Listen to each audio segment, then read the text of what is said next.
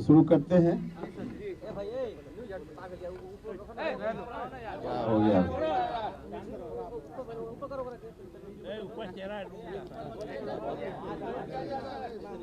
शांत होइए ना आप लोग बिल्कुल ही। चलिए तो शुरू करते हैं। सबसे पहले आप सभी लोगों का स्वागत है।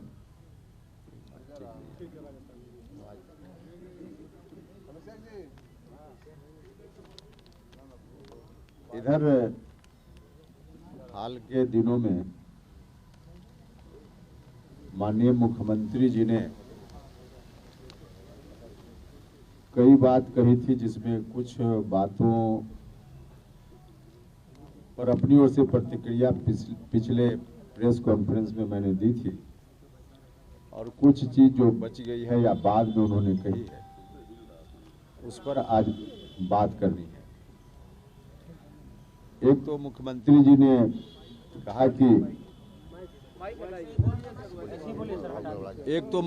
जी ने कहा कि पार्टी में उपेंद्र कुशवाहा आए, हम लोगों ने उनको इज्जत दी।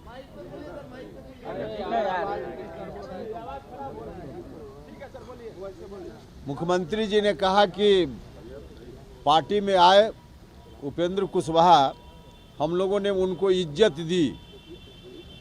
और दूसरा कहा कि उपेंद्र कुशवाहा से हम बहुत स्नेह करते हैं। अब किस तरह से इज्जत दी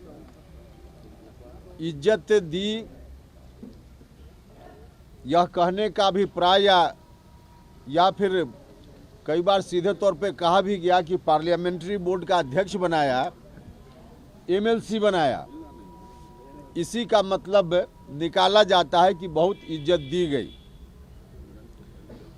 देखिए, पार्लियामेंट्री बोर्ड का अध्यक्ष मुझको जरूर बनाया गया, और जब बनाया गया था तो हमको भी लगता था कि पार्लियामेंट्री बोर्ड का जो दायित्व होता है पार्टियों में, उन दायित्वों को निर्वहन करने का अवसर मुझको मिलेगा, और उस अवसर के कारण पार्टी के कार्यकर्ताओं के हितों की रक्षा हम कर पाएंगे।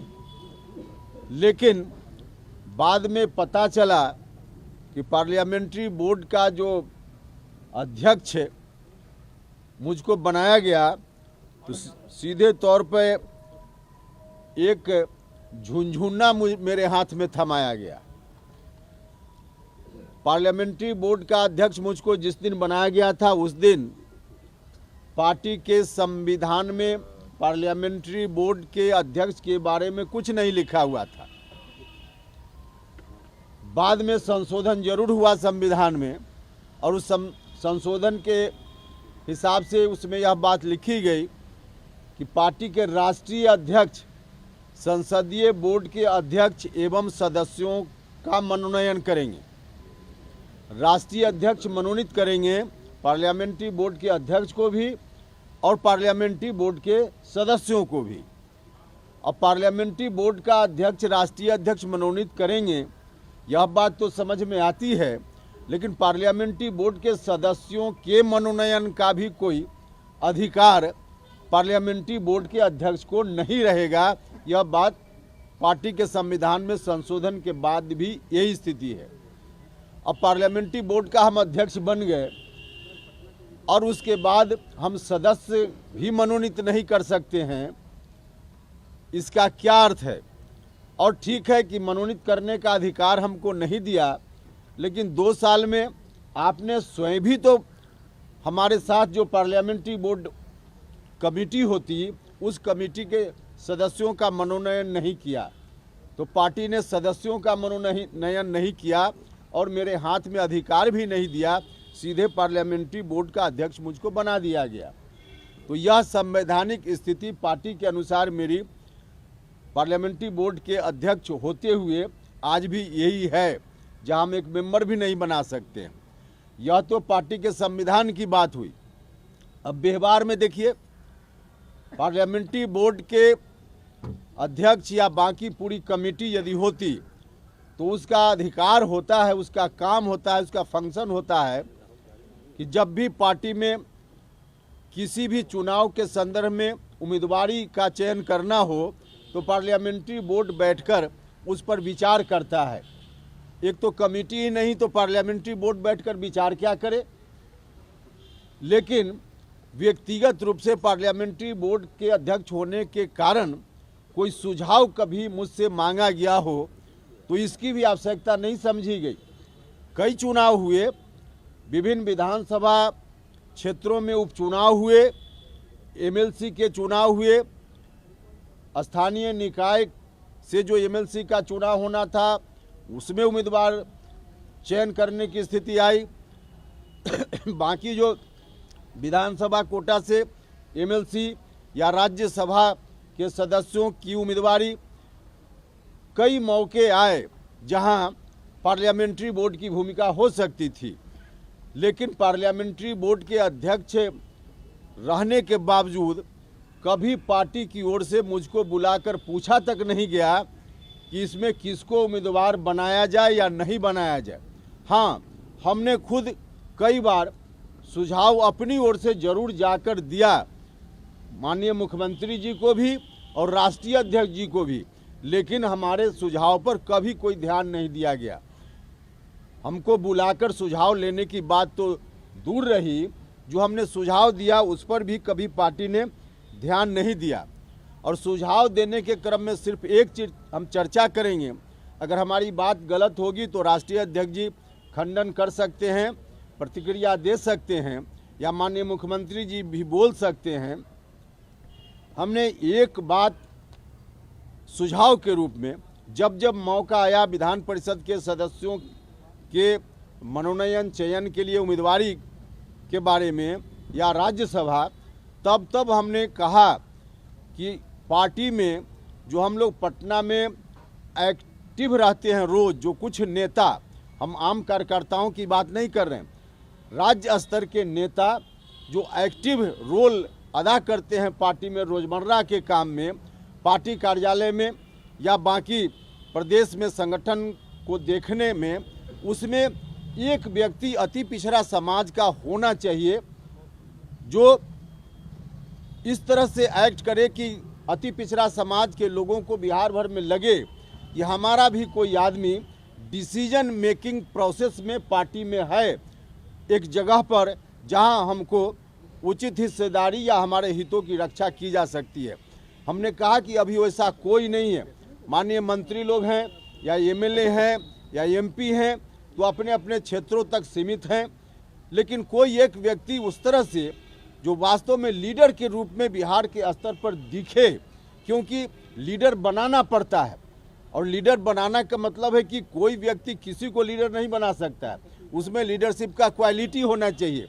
तो जिसमें लीडरशिप का क्वालिटी है, पार्टी नेतृत्व की यह जवाबदेही रहती है कि वैसे किसी व्यक्ति को ला करके पार्टी में उचित जगह पर उसको रखा जाए ताकि उस समाज के लोगों के बारे में वहाँ ज़रूरत के हिसाब से वकालत कोई कर सके। तो हमने कहा कि वैसा कोई व्यक्ति नहीं है, इसलिए आप किसी एक अति पिछड़ा समाज के व्यक्ति को जो पार्टी में है मजबूती से और उसके अंदर लीडरशिप का क्वालिटी है, उसमें से किसी एक व्यक्ति को आप राज्यसभा में भेज दीजिए या एमएलसी बना दीजिए ताकि पार्टी में आगे आने वाले दिनों में अति पिछड़ा समाज से भी लीडरशिप उभर सके, इससे पार्टी को लाभ होगा।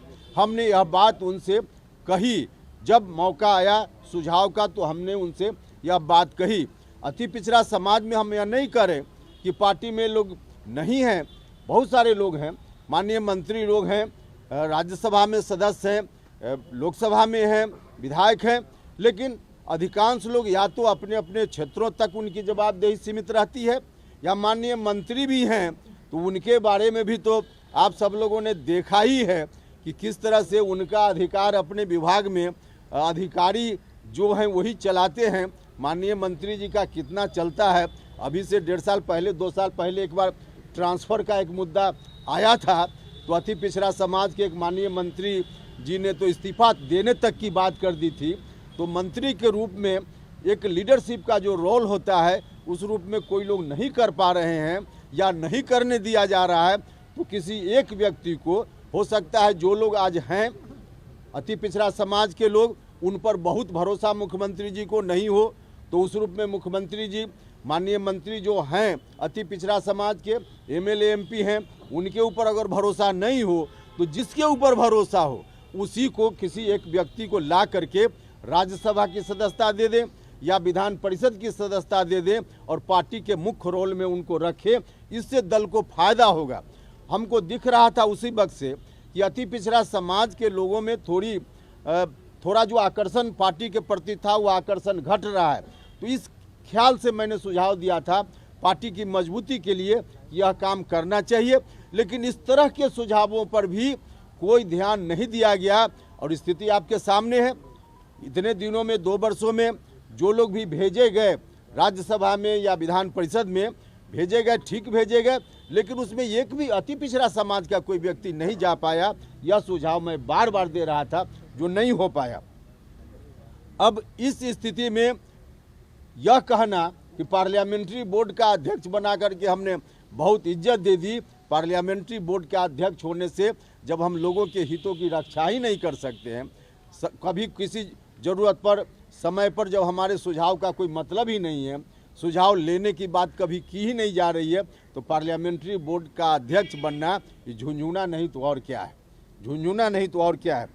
और इसके साथ जो दूसरी बात कही जाती है कि एमएलसी बनाया। अब उपेंद्र कुशवाहा सरकारी नौकरी नहीं कर रहा है, उपेंद्र कुशवाहा राजनीति कर रहा है और एमएलसी बनना, एमएलए बनना किसी भी राजनीतिक कार्यकर्ता के लिए सरकारी नौकरी नहीं होती है या नौकरी नहीं होती है, पॉलिटिक्स होती है, जहां रहकर वह अपने लोगों के हितों की रक्षा कर सके, जहां रहकर पार्टी का जो नीति सिद्धांत है उसको आगे बढ़ा सके, समाज में जो अन्याय पीड़ित लोग हैं उनको न्याय दिला सके। इस काम में मजबूती से कोई व्यक्ति जो भी एमएलसी का पद है या बाकी और जो पद है, वह पद कोई लक्ष्य नहीं होता है, वह साधन है, साध्य नहीं है। उस साधन का इस्तेमाल करके अपने लोगों को या जो ज़रूरतमंद लोग हैं या जिसके लिए पार्टी राजनीति करती है वैसे दबे कुचले शोषित पीड़ित लोगों को न्याय दिलाया जा सके, इस काम के लिए कोई भी पद चाहे एमएलसी का हो, एमपी का हो, एमएलए का हो, तमाम पद जो है एक साधन के रूप में होता है, साध्य नहीं है। तो मुझको यह कहा जा रहा है कि एमएलसी बनने के बाद मेरा कोई अधिकार और कुछ उस रूप में जब पार्टी मानती ही नहीं है तो सीधे नौकरी करने जैसी स्थिति, और कह रहे हैं कि वही तो एमएलसी पद को मैं मान रहा हूँ कि लॉलीपॉप मुझको एक थमाया गया। और लॉलीपॉप सब लोगों को मालूम है कि राज्यसभा की सदस्यता छोड़ने में उपेंद्र कुशवाहा को 1 मिनट 1 क्षण का भी मलाल नहीं होता है। भारत सरकार में मंत्री पद को छोड़ते हुए 1 मिनट का मलाल नहीं होता है। तो एमएलसी कौन सी बड़ी चीज़ है, एमएलसी कौन सी बड़ी चीज़ है।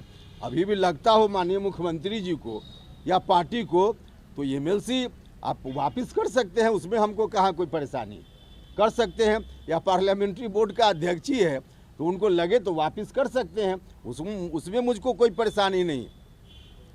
इसके अतिरिक्त एक बात और, जो जब हमने कहा कि हम पार्टी से ऐसे नहीं जाएंगे, हम अपना हिस्सा हमको चाहिए, तो कई लोग आप में से भी और पार्टी की ओर से भी लोग कहते रहे कि हिस्सा का मतलब क्या होता है। तो हिस्सा का मतलब मैं आपको बताता हूँ। जो हिस्सा कभी लालू जी ने नीतीश जी को नहीं दिया था और जिस हिस्सेदारी की बात